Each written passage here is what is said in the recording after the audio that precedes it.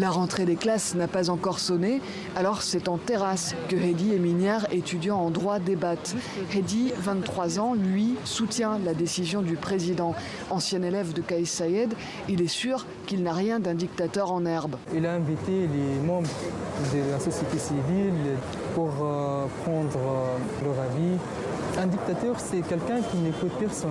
Minière, elle, est plus inquiète. On ne doit pas tomber dans le piège, on ne doit pas être aveuglé par une personne qui a maintenant tous les pouvoirs. Jusqu'à quand on va rester dans cet état d'exception? Pour l'heure, les Tunisiens doivent se contenter de cette communication lapidaire. Dernière en date, ce message sur la page Facebook présidentielle, Kais Saied prolonge l'état d'exception jusqu'à nouvel ordre. Dans cette librairie mythique du centre-ville, Amal est débordée par la rentrée,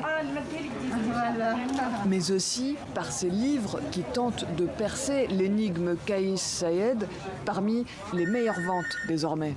Oui, parce que les gens ne sont pas tellement rassurés. Comme il a prolongé ce délai de 30 jours, là on commence à tiquer un peu. Comme il ne s'adresse pas aux médias, peut-être que la liberté d'expression va encore y revenir comme du temps de Ben Ali. Vous voyez nos craintes, on ne sait pas. On est dans l'expectative, mais dans l'expectative vraiment inquiétante.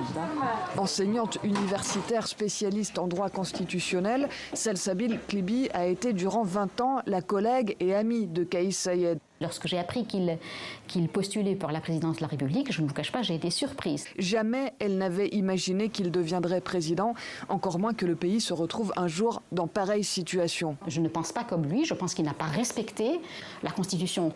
Personne ne peut se réjouir réellement de l'état d'exception, parce qu'effectivement, c'est un régime, n'est-ce pas, qui en fait met entre parenthèses les garanties constitutionnelles relatives aux droits et libertés. Ça, tout le monde doit être conscient de cela, et c'est pour ça, encore une fois, je répète, qu'il faut s'inquiéter. Plusieurs ONG, dont Amnesty International, ont dénoncé cette semaine la prolongation de l'état d'exception. Les Tunisiens, pour leur majorité, continuent de soutenir leur président.